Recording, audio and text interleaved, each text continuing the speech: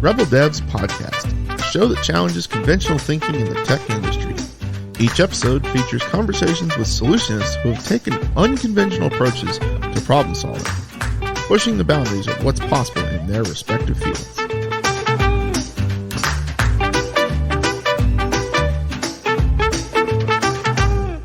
Join the devolution. All right, everybody, welcome back to our podcast here, Rebel Devs. With me, as always, is Jonah May, my partner in crime. How's it looking today, Jonah? Keeping busy? Yeah, and it's looking very stormy, but getting ready to head on vacation, which will be nice.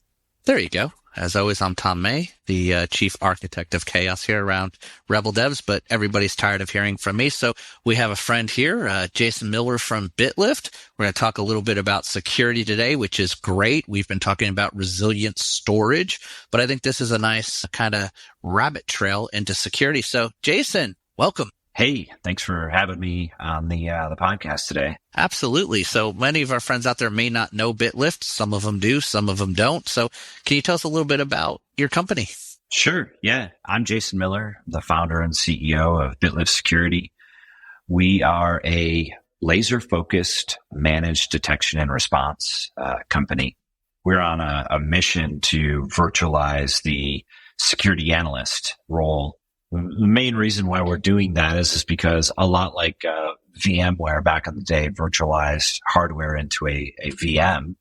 One of the biggest things that the marketplace really needs right now is a more of a virtualized security analyst, somebody that is sorting through all of the alarms and alerts that are coming at folks. A lot of people say that they have alarm fatigue, and help stitch together threat intelligence as well as actionable information at the time of alert that also brings automation to the table. So it sort of goes into where we're building our BitLift Air product. And we're not an MSSP. We're not an MSP.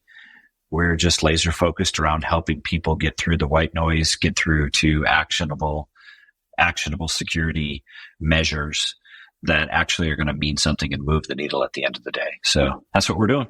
That's pretty cool. I know that we came together at a former company that I worked for through, one point you were a customer with a different company. Then you launched out BitLift, probably just about the time we were looking for a solution. And we were talking before the show a little bit. One of the challenges I know I had in kind of going with the big names at the time, and I don't know that they're big names so much anymore, was I was being sold a bill of goods that sounded really great. And then when we'd move to proof of concept, they'd fall flat, and things like, oh, we're reading your logs. And then we'd find out, well, we alert, but we can't respond. We're not really telling you, those sorts of things. So as we forged a relationship with BitLift, it was really refreshing to see that when things were caught and alerted to us, first of all, you guys were already isolating threats, which was awesome. So usually by the time we were told, hey, something's going on, you'd already isolated that segment in there. And I think one of the ones that I loved the best was there was a situation Jonah and I were talking about, remembering that we had sent a device to a customer and they had actually side-loaded a Linux kernel onto it and tried to basically do a bunch of weird things to crack Windows because they didn't have a password. And you guys detected the administrator password change and whatnot, and you had isolated that box down to where the customer was aggravated, it wasn't working, and that's what prompted the phone call to us. And we were so impressed. Another one, Jonah, was there somebody that like put their device on a public IP or something, and BitLift caught that for us? Yeah, they were only running web servers in their data center, and they were just putting the public IP right on Windows boxes. So they were doing the same to our backup appliance, and the server kept getting penetrated and kept getting penetrated. And this was as we were rolling out BitLift. And sure enough, we put BitLift on it.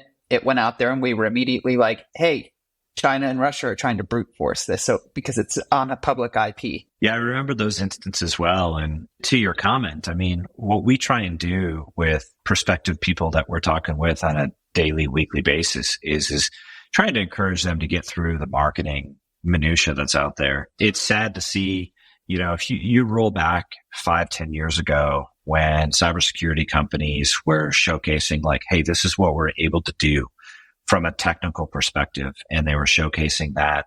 And you really understood, like, people loved the fact that they could do detection and response by using a tool's capabilities. Now there's more money being spent in the marketing department, amping up the marketing, and in some cases, even showcasing things that aren't capable of doing. So what we really try and showcase is that, yes, you shouldn't just get ingestion and alert only, which is what a lot of people are doing. And then the other thing that we sort of laugh about or chuckle about is like when we talk about integration, we talk about API integration both ways with a lot of our platform and our product offering, that it's not just an alarm and then the integration or an automation is going and creating a ticket inside of somebody's support help desk system. That's a form of integration. That's a form of automation, but that's certainly not helpful because that's just like moving the cheese from one bowl to another. You actually want helpful situations. So where you have an alarm that's actually attached to some sort of automated incident response module that follows the MITRE ATT&CK framework or follows a NIST framework of control, and it actually isolates or stops the criminal activity dead in its tracks. That's really what we're all after, at the end of the day is something that's going to aid and assist you and not create more work for you. So that is what we're out there. That's our goal and our mission with our customers. I appreciate that breakdown. And I want to bring it into Veeam a little bit because Jonah and I are kind of the resident Veeam experts, and a lot of our community listeners are in the Veeam ecosystem. And we see things from Veeam, especially with 12.1 out there, which those of us that have played with it, you think a .1 release is nothing. I tend to say the .1 here in 12.1 is pretty major, and there's some good security enhancements in there. We saw a partnership with Sophos pop up, and it was kind of like, hey, we're Sophos. We do all these things. And I normally, avoid trying to trash any one vendor or whatnot. But I think in this case, I'm going to open it up a little bit, not to the trashy side, but to let's talk a little bit about the differences here. So the theory with the whole Sophos model, as I understand it, Jonah, you're going to have to kind of add some detail that I miss here, is they're really pitching the idea of it's the SIEM integration and then it's the mounting and scanning of backups, which that's great. The mounting and scanning of backups really twofold here for Veeam. Number one, they're thinking, hey, first, if you've missed something in your production network, maybe we're going to catch it by seeing it in a backup scan. I don't know that I really kind of believe that so much. I don't know why you would catch it on your Veeam server in a backup and not somewhere else, but more so of the hope was it would clean and mark the backup as clean. So when we're in a remediation with Veeam, often we get the phone call that says something has gone awry and we need to recover somebody. So we recover them to an hour ago. Well, time bomb goes off and then we have to go 2 hours, 4 hours, 8 hours. And the theory here was with a Sophos type scan was, all right, we see that this was good, clean scan. So we don't have to guess where we had our infection point. Hopefully it would say an hour ago, wait, we see something. So we know use 6 hours ago, which is awesome all day long. But there's not a lot of conversation about the hook into the SIEM side. It's, oh, we can do it. Oh, you have syslogging. Oh, well, whatever. And tell us what to look for. Before I pitch that back to you, Jason, when you talk about your virtual position here, and I think that's real critical here is the difference between you and a Sophos and that sort of thing. Jonah, is there anything you want to add in about the security wraparounds with it that I've missed? It's great where Veeam is going with it, but I keep seeing it maybe presented as, hey, I'm already using Sophos, or I'm going to use Sophos to protect my whole environment. My problem with it is, in a lot of cases, kind of defeats the purpose of it in my mind, because if something penetrates you and you're using the same antivirus on your Veeam systems as you are your production, it means if it wasn't detected before you were penetrated, it's not going to be protected by the Veeam server when it's scanning the backups or it's scanning during a secure restore task. That's usually where I'd say you want one or several antiviruses on just your Veeam server that aren't the same antivirus that you're using in production. I couldn't agree with you more there. What these companies are doing is they're putting together strategies, marketing strategies that oftentimes are ahead of the actual valuable integration components, integration points, right? So yes, they're hoping that you are a Sophos customer and this is the same, you kind of could take the name of the company and interject it with a couple of other names of the companies that are doing this in the marketplace. So that's kind of the variable component. What I would say is when they're talking about SIEM or SIEM, security information event management. Oftentimes, this is a second thought or a third thought for these companies like Sophos and CrowdStrike. They sort of, I'm not bashing them in any sort of way. I'm just trying to give you some things to look out for. They bought these SIM tools as an afterthought. They first started out as an EDR or an endpoint detection company, antivirus or anti-malware engine, and then realized along the way that log management in SIM is an actual critical foundational component to the security technology stack. And you can't be doing security without log management in a SIM. So what they did is they ran out and they bought SIM companies. Fortinet did the same thing. And so now all of a sudden they talk about FortiSIM and all this integration. Well, if you're not a log management SIM expert, you don't just become one overnight. And then, oh, by the way, you can't just go hire these people overnight and make a good product offering. You have to have forethought. You have to understand, what am I looking for in the logs? What makes sense to ingest from Veeam and to ingest from other aspects into the environment that make sense? Good contextualization along the way is very, very important. And so, yes, you see like, oh my gosh, I'm a Sopo customer, I'm a CrowdStrike customer, I'm a Fortinet customer. And now all of a sudden I'm using Veeam and they're like, oh my gosh, there's this integration and I'm going to go take advantage of it. Well, oftentimes when you get into that in-depth conversation, you find out that it's a very light offering, right? It's what you want to know is what problem is this going to solve for me, right? As a customer, that's what we should be asking. Like, how is this going to help solve the challenges that I'm having?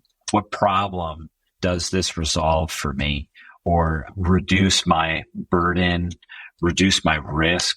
So I just think about, in the backup space, it's absolutely a necessity. You have to have your backups. They have to be clean. You have to have them be reliable. And at the same point, you also need to make sure that your backup system is not penetrated or attacked along the way. Working with you for several years now, Tom and Jonah, I mean, one of the biggest things is we've seen over and over again is this ransomware case.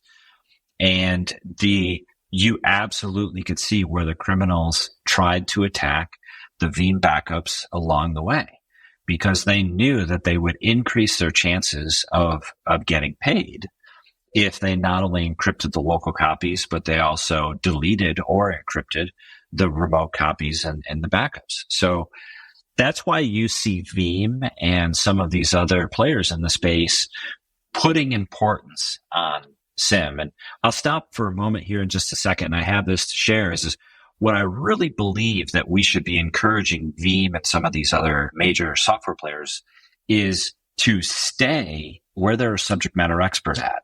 If they go and try and become a subject matter expert at SIM and a subject matter expert at all of these other variations in the security space, well, they're no longer going to become or stay a subject matter expert at backups because they lost their focus. What I'd really like to see them doing is saying, hey, we're not going to go and create these favoritisms or these favorites with these other players. We're going to create a universal methodology where, as Veeam, we are going to state we support SIM, and we're going to support the output of the log data to a SIM in a standardized format. And that way there, the customer can go and choose. They probably already have a SIM or they have something that they're already vetting, but it would be much more helpful to a customer if they had a standard output. Linux does it all day long. Our syslog outputs beautifully. You can ingest it into a SIM. You can make sense of it. And that's really where they should be focused. You don't see Linux and Red Hat going and playing favoritisms towards, these companies type things. No, that's true. And it's funny you talk about the standardization. We've watched at Veeam where more and more of these partnerships are popping up. And they're like, now we bought an incident response company. Now we bought this company. Now we bought this part company. And they're looking at their magic quadrant ratings and whatnot, which cool. I'm glad Gartner thinks you're awesome. And if I'm like Fortune 100, sure, I'll definitely buy all these services. But as you start pricing them out, they're really not applicable outside of the enterprise market. It's not an SMB thing. It's not a small enterprise thing either. It's a huge cost. And it's not even just I'm just going to buy a service. It's this, now I have internal work cycles to get these things in place. So with different dev, where we've really found a niche in this world is it's not just professional services. I mean, that's what we do, but really what we're becoming more and more known for are the auditing and documentation of your environment, of running through, figuring out what's best practice, what's not, how do you remediate, where that, even if you have the best, amazing team ever, we're coming in as that independent auditor, if you will, to see where you are and move things over. And then we help solve some of these things. But you're right. As we see these big companies, we often hear, oh, well, we're going with this vendor, but we've got a huge ramp, a huge cost. And for most people, they can't do this. With Veeam standardizing it, and they really have, which is great. I think it's you said something here that really struck me was, what problem will this solve for me? Exactly. And I think when we talk about SIEM with Veeam, people go, oh yeah, SIEM, I totally need that. And you're right. It's great. You hooked it up. You did whatever with it. It's ingesting. Well, what are you looking for? And that's what people ask me all the time. They're like, well, what should we be looking for? And I'm like, well, there's some markers, but most of the markers that people are looking for are already alerting in Veeam. It's like, oh, a job errored. It failed. It warned. It had something. Well, we know that already. Do we really need log aggregation for this? Where I saw this really drive for Veeam, and this was well before the integrations, and believe it or not, has nothing to do with a Veeam integration, was one of the things we worked with you to was to watch the file system on our repositories. And we would say if more than like 10% of the files deleted or attempted to delete or move, lock it down. What we were actually catching at this time was a bad actor on the customer's network in the Veeam environment trying to move and mass delete backups. By sealing them off, which now we have insider protection. We have solutions that are resilient and locked down. We don't really worry about them deleting it because we're like, well, you can't delete it. But here was the difference. If we saw it and we alerted the customer, 9 out of 10 times, we identified the threat in their end network before they knew it was there because they were missing it. Yeah. You know what I mean? And that was huge. So that's a little bit of what I think it solves. It's almost like the data mining. It's not the intended output. Do I really need to know that Veeam is throwing 19 errors versus wherever? But when we hook this in, you'll ingest the logs all day long. What are you looking for? Sort of thing in there. So that was definitely something in there. So if we have a standardized output and we hook to a bit lift, instead of just ingesting things, one of the things I loved was you were all watching for things and letting us know. We were telling you what to look for, and then you were expanding this to the other customers that might have had a Veeam solution.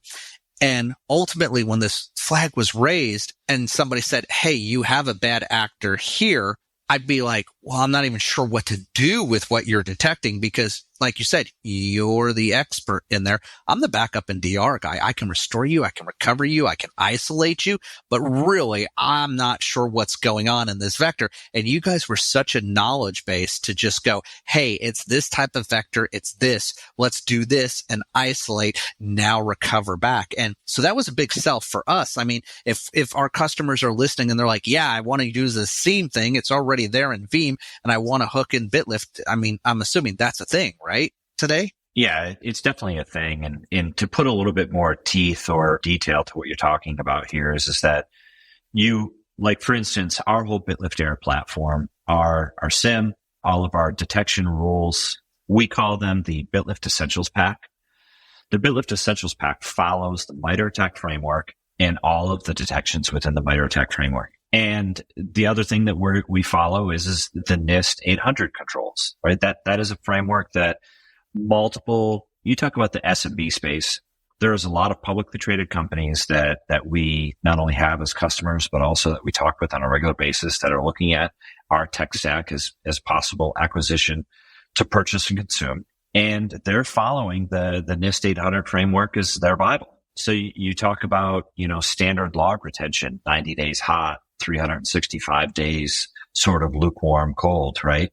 You need to be able to traverse back. Hey, there was activity happening 90 days ago or 120 days ago that should concern me. But at the same time, you need detection methods. So you need to understand and look for, as a customer watching your environment, is there data leaking out of my cloud, or is there data leaking out of a laptop or an endpoint of some sort? Do I have activity going on in my environment that I might not be aware of that's not being detected by my firewall because my firewall isn't smart enough to look at it? But the logs correlated across multiple systems are actually able to identify and detect that type of activity. All of that activity is detectable through following MITRE ATT&CK framework, setting thresholds in the environment. You mentioned something. I want to point this out, but we can't approach cybersecurity as a onesie. Cybersecurity is not a one-size-fits-all. This is very much a custom conversation. It has to be, the cybersecurity needs to be wrapped around the organization, and it can't just be a templatized approach. Now, you can create certain templates and certain things to help you get speed and efficiency, but it doesn't necessarily mean that the whole thing that's going to get put into the environment is going to be just sort of templatized. We have this misunderstanding that SIEM and a lot of cybersecurity practices today can be set it, forget it. And I think that is a problem in itself. A lot of people want to buy a firewall. They want to buy a Palo Alto or a Fortinet or a Checkpoint, turn all the switches on inside and just set it and forget it. We are still dealing with a lot of things inside of cybersecurity. 0 days, there's vulnerabilities in software, activity that we still don't quite understand that we're having to look through with a fine-tooth comb that is not set it and forget it. I think that we have to understand that first and foremost, that we're looking for anomalous activity. We're looking for behavior that has never behaved that way before. We need to see and understand that. And we have actually anomaly detectors inside of our BitLift Air platform that help us look for that needle in a haystack type of activity that we can raise a flag to, look at it, add context to it, as well as threat intelligence, and see if we're dealing with something that is actually noteworthy here and worth tracking down, or if it's white noise. So what I would just try and encourage people to do is you have to have this log data going into a noteworthy SIEM. You have to have people looking at it. You want to make sure that if you are going to pick a managed detection and response service provider, that they really do have human beings going through the logs and the alerts on your behalf. If they're just simply sending the alerts to you, they're just an alerting tool, and that's all. But if they're doing sort of the tier 1, tier 2 reconnaissance, research, threat hunting in the environment, and they're only bringing you the high value critical alarms and alerts that really need your attention, well, all of a sudden they're really a true player in the MDR space. But just short of that, they're just making more work for you. No, and I love it. Context was the word that as soon as you said it, it drove home to me. It's like, what am I looking at? Why is this wherever? And you and I had really early conversations, and now I think it's in the marketplace. It's like, you do not have DR without security. You do not have security without DR. The moment I walk into an environment, I'm like, great, we're doing DR. Let's talk about a BCP. Let's talk about a disaster response plan, incidents, and everything else. I'm like, great. So we have triggered this all in an incident. Now, what are you doing to prevent that incident? Because that's where we are with Veeam today. Really, we're just at the point where this is no longer I lost my data center power. I mean, that is so small. Companies are just not failing over on that at all. It really is a incident response, restore to operations is where we are. And our lives are so much easier. Is like, do you have a SIEM? And I don't know how many people have said yes. And I'm like, what do you do with it? And they just stare at me in the conversation. And I'm like, you need a company like BitLift to come in to actually help you with that. Because the second part you said was the whole set it and forget it thing. We say the same thing about DR. We meet with these companies, and that's how we fell into this audit world. People would say, I don't know about Veeam and what I'm doing, and what should I do? Tell me what to do. And I'd be like, we need to know what you're currently doing. We need a snapshot of today so we can do a gap analysis to move a roadmap of where you are. And one of the shortfalls we found in that was if we convinced them to do it once a year, it was like amazing.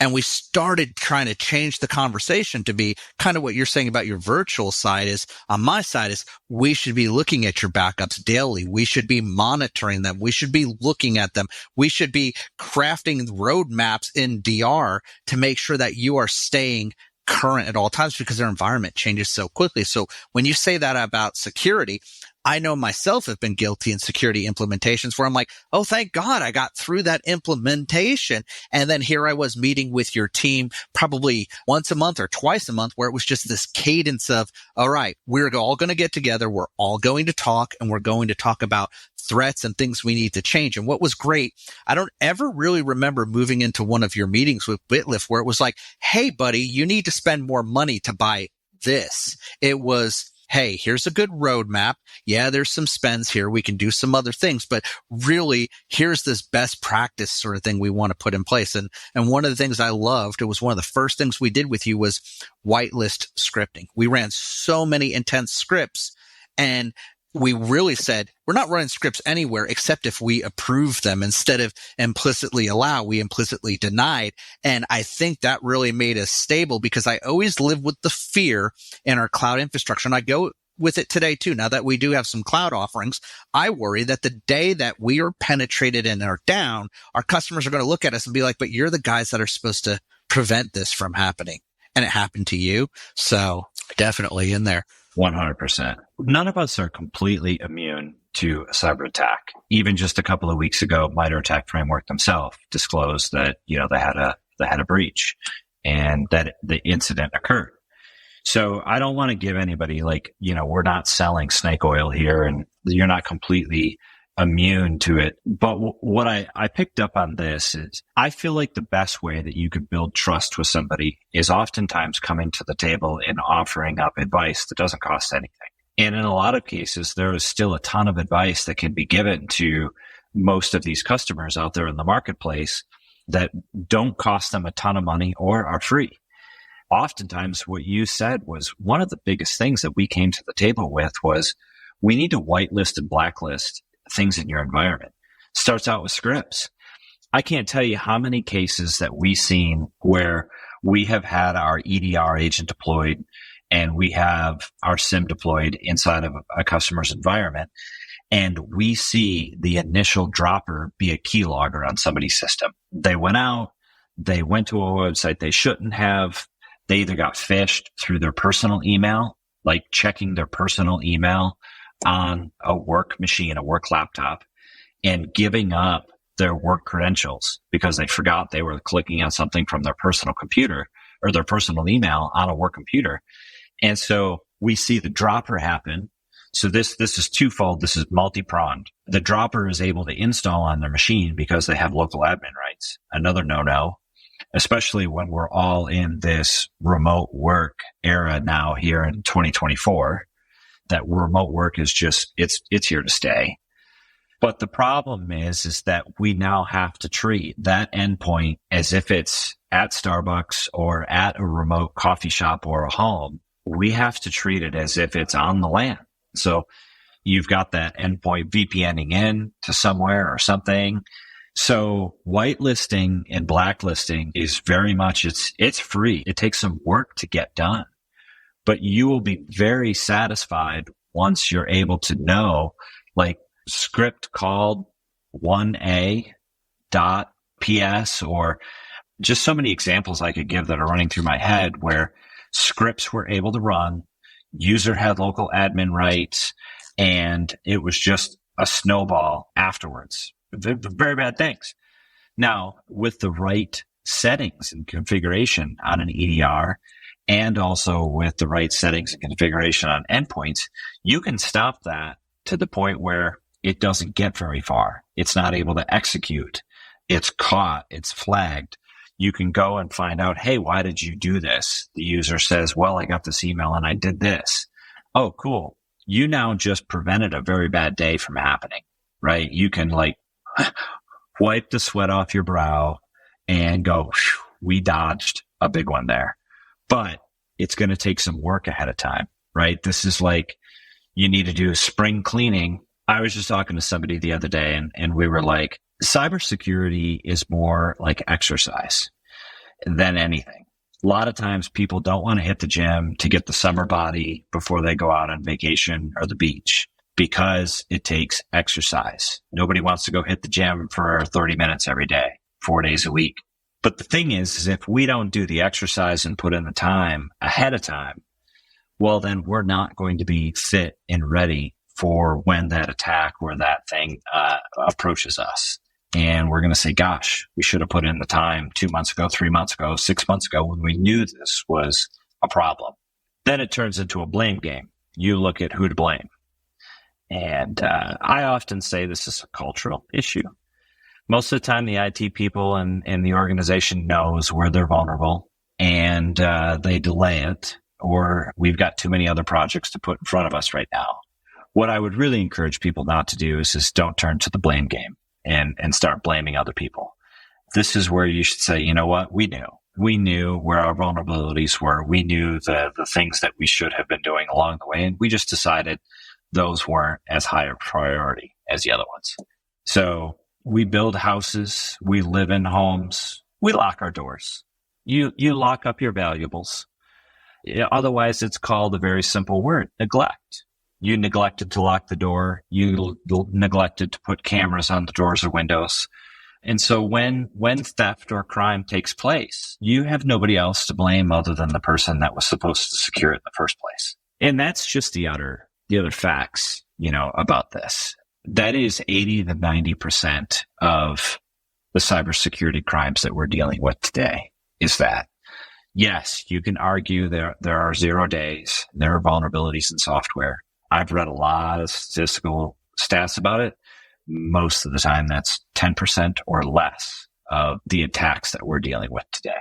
I agree with you. When we talk to folks all the time, I'm yet to find this automated AI bot that has penetrated the network and done all these amazing things. It's always some drop, like you said, keylogger in. 2 years later, somebody uses it with a Trojan, gets in, sees what's going around, goes, well, I found a couple things. Well, before we go and try to get paid here, let's delete those backups and go. And it's always that same story. And what does it drive down to? What you said, neglect. We were too busy doing too many things because we needed a faster flash array. We needed a this. And security is always that back seat. And then, DR as well. We're coming to kind of at the end of the episode here, but I kind of want to toss it both to you and Jonah. And I'll start it with this is I always tell my customers, it's not if, but when you get hit. So I can say that as the DR guy because, well, I'm responsible for security, but it's securing those backups and whatnot. And I'm like, you're going to get hit. You need to plan for the worst day. I'm your paid pessimist. Go. I'm going to toss it over to Jonah, but I'm really curious what the cybersecurity guy has to say on this because this is your world. So Jonah, where are you in the not if, but when? Are you in that camp or what? I'm in that camp. I mean, I tell people as a service provider, we're the guys that you want to pay, but hopefully never have to call. That's fair. So we can pay the bills to Cyber Fortress a little bit. And great cloud service provider, one of our partners out there. And I like it. You don't ever want to make that phone call and test, right? You're a it's going to happen guy. But now we're going to pitch it back over to BitLift. Jason Miller, you just told us security, all these great things. Is that your mantra or do you have a different take on this? I have a take of this needs to be part of our maintenance and our security plan. I'm going to leave you with this analogy, and I love this analogy. You would not pack up your spouse and your family and go on a family vacation. You and your loved ones are all in the car, knowing that your tires are bald, your brakes are about wore out, and the car may or may not make it through the family vacation safely. We don't, and this is my argument, is the cybersecurity is not insurance. because you would not neglect your tires and your brakes and run the risk of getting into a car accident knowing that I have car insurance. Car insurance is not going to cover what they would consider standard maintenance and security protocol, right? So if you get into an accident, you rear end somebody or you fatally kill somebody because of neglect of the maintenance on your vehicle, the insurance company is going to find out. They're going to measure the tread on your tires and the brakes and all of the things because they're looking for ways not to pay. And that exact same scenario, that analogy is very applicable to what we're in today. Cyber insurance is not going to cover neglect. And so if they find out you neglected your systems, the first time they might give you a free pass, they're going to increase your rates. And the second time, I am hearing from people from firsthand that they are not covering the claims. So I am in the camp of, yes, it's eventually probably going to happen to you. Do you need to treat this as maintenance? This needs to be built in 100%. Because we all rely on our companies for payroll and to protect our customers and for the job and the life that we live. We do not want to be running this car down the road, this vehicle, this company down the road with poor brakes, poor tread on the tires, and the inability to swerve around a problem that might be approaching us at 60 or 70 miles an hour. No, and it's funny you say that about what you're saying about the cyber insurance. That is exactly what we tell our customers. We'll meet folks that just think they are the smartest Veeam people ever, and maybe they are. And my response is always like, but in your due diligence, would it not make sense to have another party looking at it who is not you? So when you enter into this conversation, they say, well, you missed these things. You're right. We might have missed these things, but we had another firm review these things. That's why we did it. We did our due diligence. And I think it's a pride thing in IT, and we're slowly seeing the pivot. I think it's always been, no, it's my kingdom. I built it. It's great. I don't need anybody. I know everything intimate. And I'm dealing with a telecom company today, and they're doing a great job. Like, I am just floored at the levels of redundancy, resiliency that they have in place. And they still came to us and they said, listen, we want you to go through because the documentation, we want to talk through possible vulnerabilities, scenarios, and really we're finding they're doing more things right throughout this process. It's a real refresher for us. But that was just a testament to they were not going to be upset if they saw a very good audit come through. We'll still have recommendations. This is what we do. Sure. But man, they're 80% down the road versus somebody else. And I imagine if they were to have an incident at some point, they're just going to show it over to us or punt it to us essentially and go, well, hey, why didn't you tell us about this? Well, it's a new emerging whatever. And if the carrier was like, oh, well, what did you do? We want to raise your rates. I don't think the carrier is really going to have much to stand for that, because what else could this company have done? Should they have chosen a different firm to work with? Okay, but they still took action. And I think more and more that these carriers are going to start mandating this to be a thing. And then I think future state, Jason, curious what you think is eventually I think they're going to say, hey, these are known reputable companies we want you to be using to do this if you want our coverage. Yeah, I absolutely think that's the direction, the way that the economy and the marketplace is going. You said two things there. One, I do believe I am starting to have conversations with folks where there is a little less arrogance and a little less of this prideful thing happening. That has definitely been an issue over the last 5-10 years. Let's be honest. I mean, us in IT, we are super excited and super confident once we see something that we built and we put together. You have to have pride around that. But I think that we should humble ourselves and let somebody else, a third party, come in and help us with it. Think about if you had somebody else look over your work and give the stamp of approval. That should even increase your confidence level that much more. And so you should do it openly and freely, especially when it comes to security, because then you can showcase to your management or the owners of the business or whoever it may be, even your team. But I just think that this has got to be culturally speaking, a team building aspect when we're thinking about cybersecurity built into what we're doing versus this like thumping the chest. This is all me. Because then you have to look at it and say, all right, am I willing to go down at the end of the day alone, right? Am I willing to die on this hill alone because I have gone a arrogant way and said, I built this. This is me. Versus, I know I'm sort of beating the dead horse here, but we have just seen this over and over and over again. Typically, what I'm hearing over the last 12 to 18 months, and that's why I do believe the economy and the marketplace is changing, is those folks no longer work here. And I can't tell you, it's been probably 10 to 15 places now over the last year and a half that I could think of where those individuals have either been fired or have resigned because they have figured out that the environment that they were creating amongst their team members was not healthy, right?